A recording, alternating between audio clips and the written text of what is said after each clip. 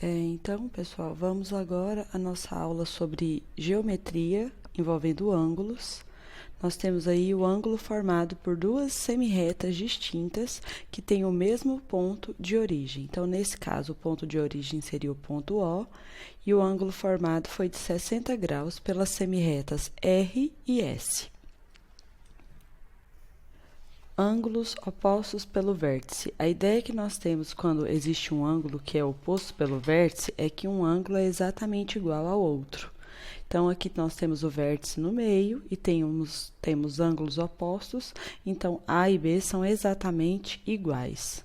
Quanto a ângulos adjacentes suplementares, nós temos que, se você unir o ângulo A mais C somando os dois, tem que dar um valor total de 180 graus. Então, por isso, eles são chamados de adjacentes e são suplementares, porque um somando ao outro vai dar um valor de 180 graus. Ângulos formados por retas paralelas e uma transversal. Então, nós temos R e S que são paralelas uma à outra e temos a T que cortou as duas na transversal. Então, duas retas paralelas cortadas por uma transversal. Vamos ver quais ângulos são formados dessa forma. Então, nós formamos, duas retas paralelas e uma transversal, são formados 4 ângulos cada vez que a transversal cruza uma linha.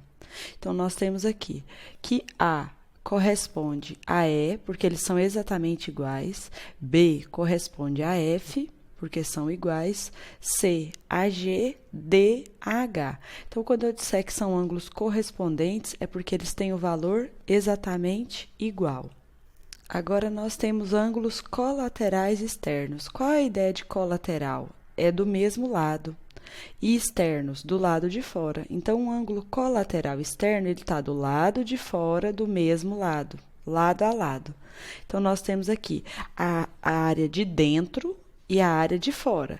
Então, eles estão do lado de fora, do mesmo lado. A com H, B com G. Então, por isso, são colaterais externos, do mesmo lado, só que do lado de fora das retas paralelas.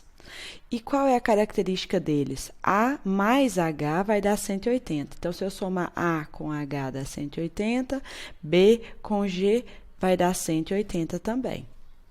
Agora, nós temos os colaterais internos. Então, a ideia de colateral interno vai falar para nós que eles vão estar do mesmo lado, só que na área de dentro das paralelas, né?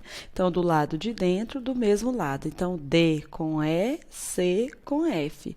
E somando eles também vai dar um valor de 180 graus.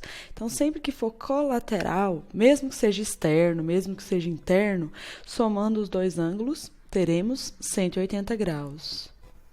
Ângulos alternos internos. Agora, eles vão estar de lado oposto, interno do lado de dentro. Então, eles estão dentro aqui das paralelas e estão em lados opostos. Por exemplo, D é alterno interno com F e C com E. Então, eles estão do lado oposto da linha, mas estão do lado de dentro. Então, são alternos internos. No caso dos alternos externos, nós temos que eles estão de lado oposto também, mas pelo lado de fora das paralelas, né? Então, estão do lado de fora. Então, A com G, B com H.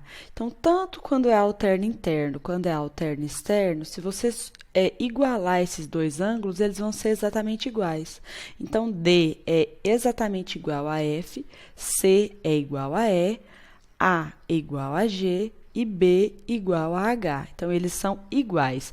Diferente de colaterais, que quando você soma dá 180 graus, nesse caso aqui, você vai igualar os ângulos, porque eles são exatamente iguais. Quanto ao triângulo agora, então, a soma dos ângulos internos de um triângulo tem que ser sempre 180 graus. Então, isso está muito claro para nós e nós precisamos sempre lembrar. Então, vai somar A mais B mais C, vai dar 180 graus. Agora, quanto aos ângulos internos e externos desse triângulo, quando nós observamos, nós percebemos que se eu somar o ângulo B com o ângulo externo Y, daria 180. A com X, 180. C com Z, também 180. Então, a soma do ângulo interno e externo vai dar 180. Mas se eu for somar A, B e C, que são os ângulos internos, também será igual a 180. Então, são algumas características que o triângulo tem que é importante nós observarmos. Agora, sobre polígonos. Vamos falar sobre polígonos convexos e não convexos, ou côncavo. Quando é um polígono convexo, quando você traça uma semirreta nele, ela vai ficar o tempo todo dentro do polígono, em momento algum ela irá sair.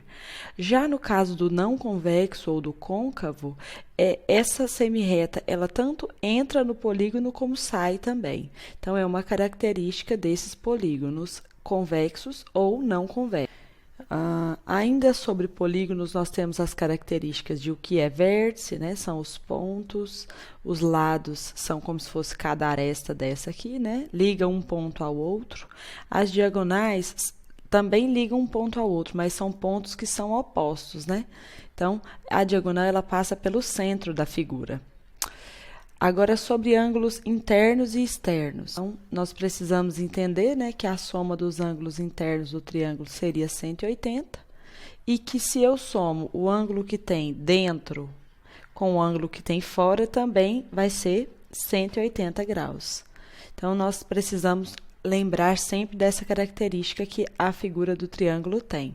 Então, sobre nomes de polígonos. Nós sabemos que não existe polígono de um lado e dois lados. Por quê? Porque para ser um polígono tem que ser uma figura fechada. E como que ela seria fechada apenas com um lado ou dois lados? Então, é a partir de 3, ok? 3, triângulo, 4, quadrilátero. Por que aqui não está escrito quadrado? Porque quadrilátero é a classe que engloba todos os polígonos que têm 4 lados. Então, pode ser trapézio, pode ser losango, pode ser um quadrado, pode ser um retângulo. Todos estão dentro aqui de quadrilátero. Pentágono, 5 lados. 6, hexágono. 7, heptágono. 8, octógono. 9, eneágono. 10, decágono. 11, undecágono. 12, dodecágono. 15, pentadecágono. E 20, icoságono. Então, nós temos aí a nomenclatura dos polígonos, que é de acordo com a quantidade de lados desses polígonos que eles recebem seus nomes. Já sobre polígonos regulares, nós temos que todos os lados do polígono regular têm a mesma medida. Então, um polígono ele pode ter formas bem distintas, mas nós precisamos entender que cada polígono, no caso, ele precisa ter... Precisamos entender que os polígonos regulares, eles têm os lados iguais, né? Todos têm a mesma medida. Então, um polígono ele pode ter formas variadas, porém, ele não vai ser regular. Mas, para ser regular, ele precisa ter os lados iguais. Uma perguntinha. Será que, quando a gente fala de quadrilátero, o retângulo e o quadrado têm características semelhantes? Sim. Para ser um retângulo, gente, a ideia é que ele tenha 4 ângulos retos. E o quadrado também tem 4 ângulos retos. Então, eu posso dizer, sim, que um quadrado serve para ser retângulo. Mas será que todo retângulo serve para ser quadrado? Não, porque alguns retângulos não têm os lados iguais, alguns têm 2 lados maiores, né? Então, muito cuidado com essas generalizações, ok? Essa foi a nossa aula de hoje. Até a próxima, pessoal!